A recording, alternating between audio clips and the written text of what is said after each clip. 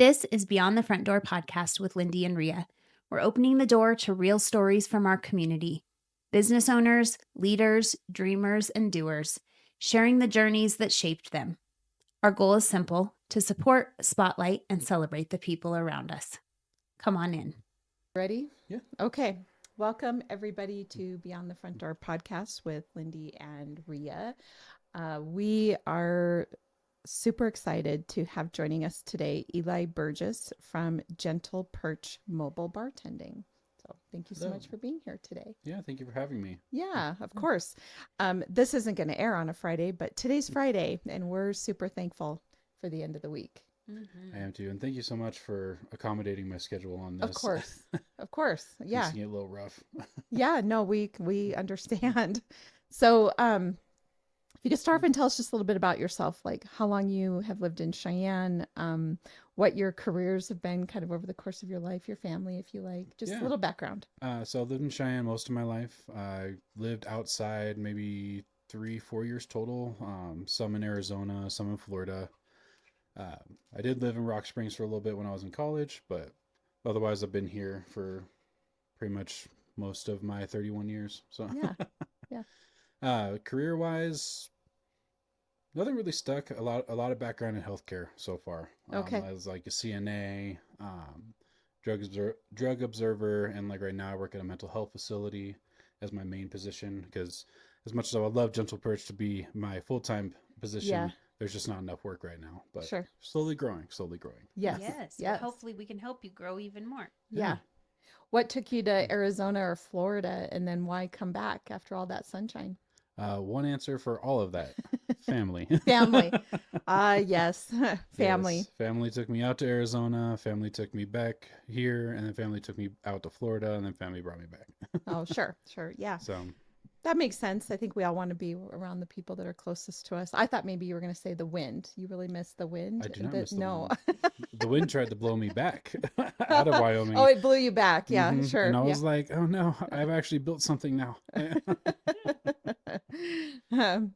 Awesome. So you have started a business called Gentle Perch Mobile Bartending. What made you decide to do that? And when did you decide to do that? So I've been teetering on the idea of like starting a business for a while. Okay. Probably for probably like 2 years before I actually started. But nothing ever was like, oh, like maybe I should do this. Maybe I should, do blacksmithing. Maybe I should do like woodworking, refurbishing, or something with my hands.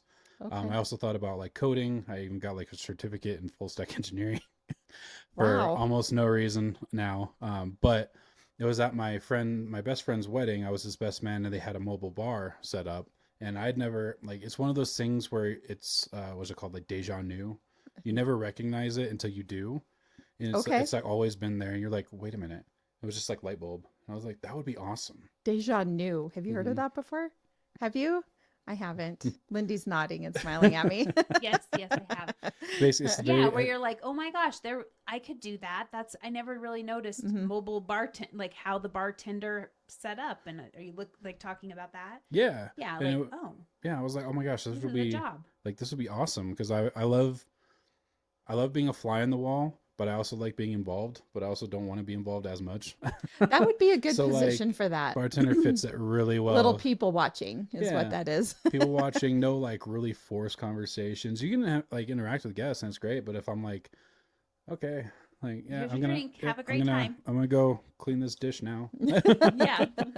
You do get to kind of be busy and be like that third person out there, and nobody really expects a ton from you, I suppose. But wouldn't be bothered if you chimed in. It is a great best of both worlds, I suppose. Yeah. Yeah. Rhea knows, because Rhea's kind of Rhea says she's a introverted Extrovert. Yeah, I'm an extroverted introvert. No, I totally Yeah. feel that. Yeah, you I do. totally feel that. Yep. When I feel like chatting, I I will. will. When I don't, I I don't. don't. And if I do too much chatting, I got to go home and like plug in or recharge and, You just gotta take sit care in of your- myself. Sit in your quiet room. It's like That's nobody for talk. sitting. There's a wall. It's in my bubble. Easier said than done, but yes. So is it kind of I guess the thing that I was curious about coming into this with mobile bartending is that really any bartender could be mobile, depending on I guess the liquor license that you're working under or whatever the case is. So what do you have like I almost envision like a food truck, but are you like, is it just that people can contract with you and you can go wherever, or do you have like a, a physical structure, like a mobile truck or a food truck that you go in? So that's definitely something I'm working towards. But Okay. as it stands right now, I do not have a liquor license. I do not Okay. operate under one. Okay. How everything works with that is I'm basically a bartender for hire, essentially. Okay. So Okay. I cannot legally provide any alcohol. I cannot legally sell any alcohol, but I am licensed and legal to serve alcohol Okay. through like tips training and such like that. Sure. Yeah. So it's the same thing as like a business hiring someone to be a bartender for them. They don't have to have a liquor license. They can just come in and bartend and serve the liquor Right. under them. Now I am working like with White Antelope. I have a little thing here. Yes. It's a new wedding venue on the west side of town, and they've Yes. hired me as a bartender, not as Gentle Perch, but as a Okay. bartender to work for them, so I can, so I help their venues out now going forward for a little bit, which is awesome. Sure. And I really enjoy it. Yeah. I hope to continue that. But for other events and such, I can provide like mocktails, and that's one thing I promote a lot because I also We like to love promote. mocktails. Yes. We're not big drinkers, so we're like, Yeah. I feel like every event I go to, I'm always like, is there a mocktail now? Yeah. Because it is becoming More popular. Exactly. And I like to drink fun drinks, even if I'm not going to drink alcohol. So I'm always like, well, I want something to drink. Right. And that's what I try to bring my whole thing around is that you don't need alcohol to have fun. Like Yeah. there's many different things out there. There's like Curious Elixirs that's non-alcoholic. There's Ritual that's non-alcoholic. But also mocktails themselves. So you don't need to have like a spirit, quote unquote, in at all. Because I just did a graduation party and I love theming things. Yeah.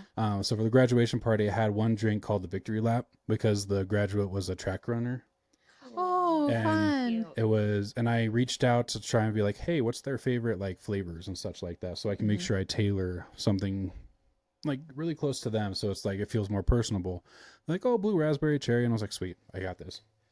And I also did like a Lord of the Rings wedding. It was a completely dry wedding, and they contracted me to do entirely mocktails, and I got to go ham on all the Lord of the Rings themed drinks, and I was so happy. How fun. That's so cool. I really think people need to start thinking Doing about like this. that. Even if you're having an event with alcohol, it's fine, but having an option like for other guests, also under 21 or over 21 that don't want alcohol. Yeah. Exactly. And a lot of people have this weird stigma that like a mocktail is just like a juice or a kid drink, but it doesn't necessarily have to be that way. And I try to elaborate on that. So like making those drinks that still look great and elegant, but also like are not alcoholic, because you don't, again, you don't need that.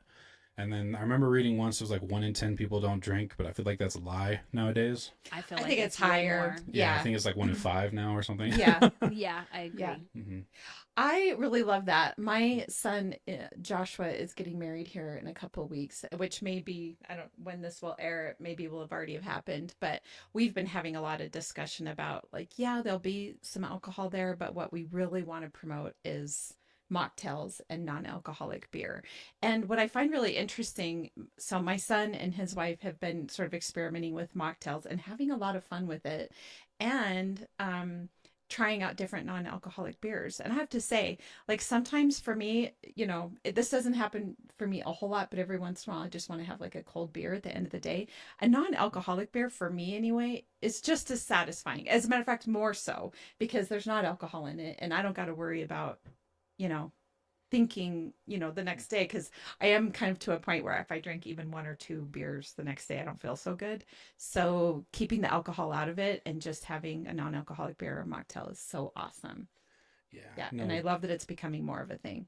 me too, especially with like so the Curious Elixir line that I mentioned, you might be interested in that because they have like all of it's non-alcoholic, but they have like Negronis, chocolate old fashions, like pineapple spritz or orange spritz and whatnot, and they use like adaptogens or something, so it gives a sort of feeling to it, but it uses like mushrooms and natural homeopathic ingredients that gives you that kind of feel, but it that relaxing thing, but you don't have a buzz necessarily. You're not like drunk or anything like that. Sure.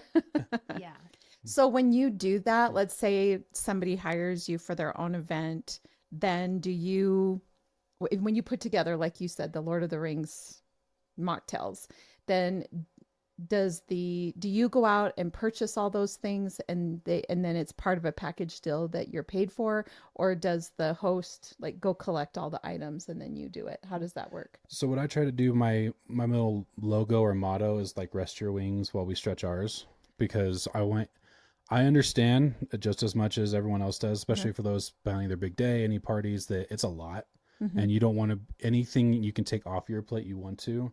So definitely like to be like, hey, these are the packages. If you want this, I can take care of all that. These are the only things I need you to bring.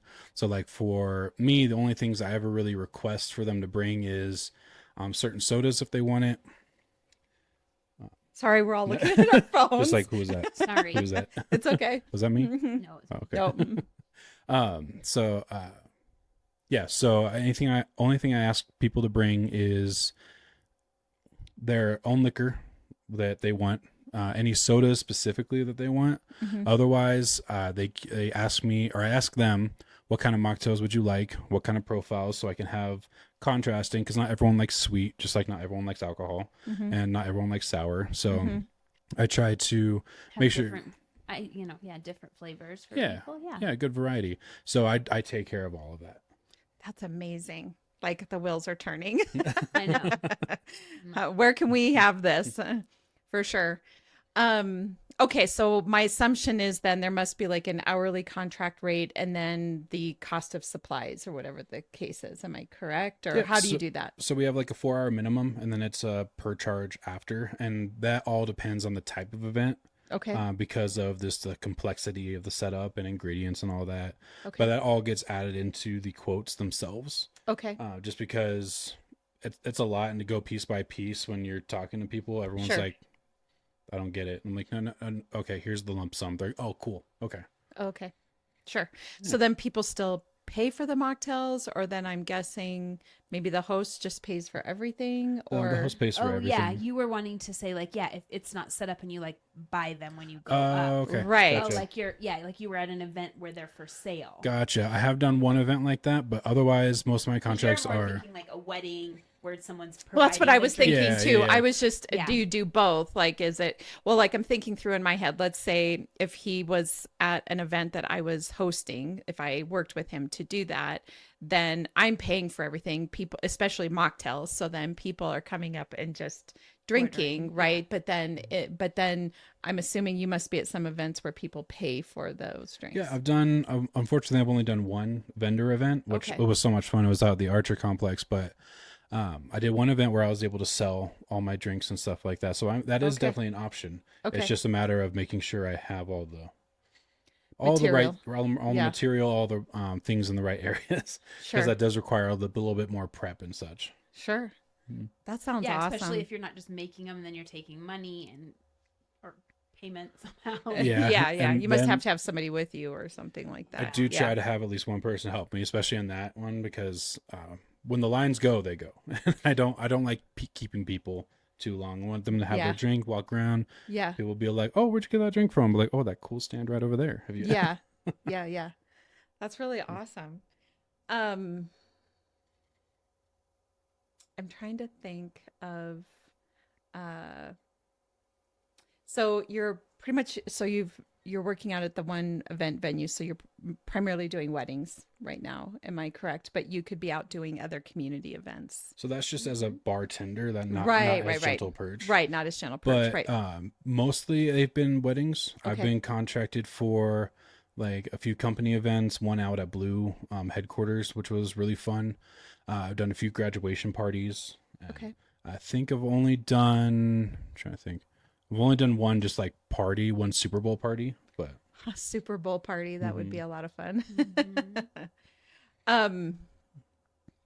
I guess I don't know if I can ask you this or if you're comfortable answering, but what would be like a ballpark? What's a typical price range that somebody is spending on something like this? so for a full bar for say like 125, that's a general like normal amount. per hour. Oh no, no, 125 one people. guest. Oh, Sorry. 125 people. Sorry, I was Sorry, in my, I'm I was like in my out of it, head. I guess. Yeah, I was in my own like, oh yeah, this is how I'm like calculating. So 125 guests, full bar, which means that they can bring any liquor, beer, or wine for us to serve. Okay. 4 hours minimum. That would be roughly 600 to 700, depending on Okay. if I need to bring my setup. Okay. Okay. And then if they want to do additional mocktail stuff and you're bringing the ingredients, then it's sort of those things on top of that amount. Mm-hmm. Okay. That's pretty reasonable, I think. Yeah. Yeah. I think so too. I think that's awesome. Yeah. That is really awesome. Okay. Well, and then you were saying at some point, is it possible you're going to do like a food truck type setup at some point to be at vendor events or what? I would love to.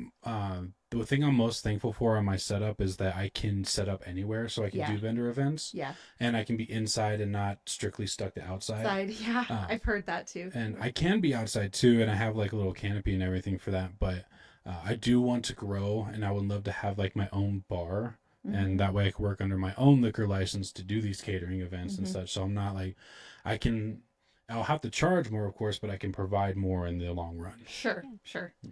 I wonder what it takes for like a food truck, for example, or a mobile bartender to have their own liquor license. Do you know how that works? How does the city issue that? So for the city, it has to be a brick and mortar.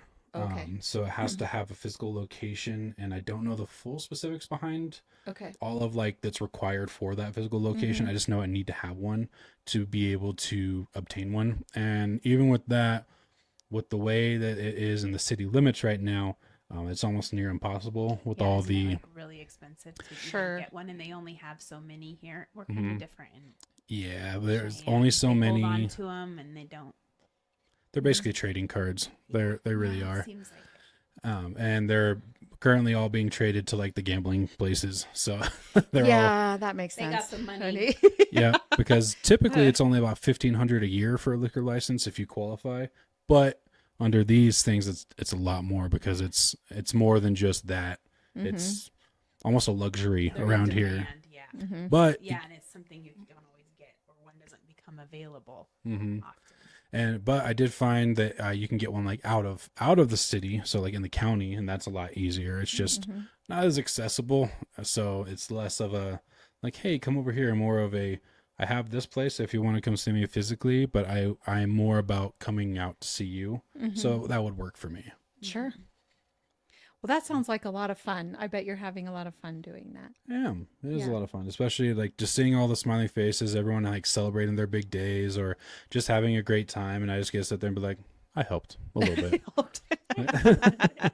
I just love that you can make themed drinks too and really kind of punch up, whatever event that it is and do it in a way that is accessible to everybody, which I think is really awesome. Yeah. I love that. I love the movement towards non-alcoholic in general, I guess, and just making it safe and okay for people to want something different. And if everybody, really, because I think about it, like, even when you're like, for myself, when my kids were in high school, I used to tell them that if you're going somewhere and you're feeling the pressure to have a drink, like just have a drink in your hand already, like a non-alcoholic drink, like a pop or a water, whatever the case is. But in situations like this, and first of all, let me back up and just say, I think it's unfortunate the pressure is even there, right? Like when you go to those events. And I do think that's starting to go away a little bit. But at the end of the day, if it does, if both drinks are available and as long as everybody's having a nice time and you still have something in your hand that looks fun, I just think, all of us want to drink with an umbrella in it, right? Yes. Yeah. Doesn't matter what's in it. So. And I used to be that kid, that guy that, kid. I say kid because I'm like 21. You are. Yeah. Like, oh my Lord.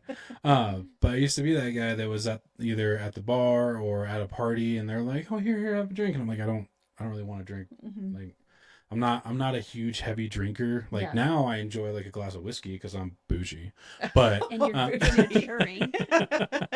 But I don't generally like have like that shot after shot or anything like that, or like multiple drinks. I'll just be like, yeah, can I get like a sunrise and a water?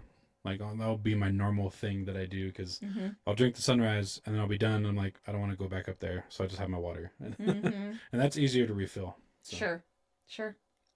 Awesome. Well, I love it. And I will be sharing your information with everybody because I just think this is a great idea and is well needed and is awesome. Thank you. So, yeah, of course. So, where can people find you if they want to get a hold of you? So I'm mostly on Facebook, and but I do have a website, www.gentleperch.co, not com, co. Okay. I tried to be unique. We can put the link in the comments too when we do this. So yeah, and then so Facebook, Instagram, my website are pretty much the main places that I do, and then because I don't have any physical locations. Sure. How about a phone number? Yeah, it is 307. I believe it's 365-3995. It's a new number. So. This reminds me of Tommy Boy, where he's like Niner. To hear a Niner in there. Got a Niner 49er. Hold on. It's funny. He's like, yeah, you're not the only one. No. Like, me... Well, so, what number were they? How many years he was in high school or something? I don't remember, but I was way off. Okay, let's start again.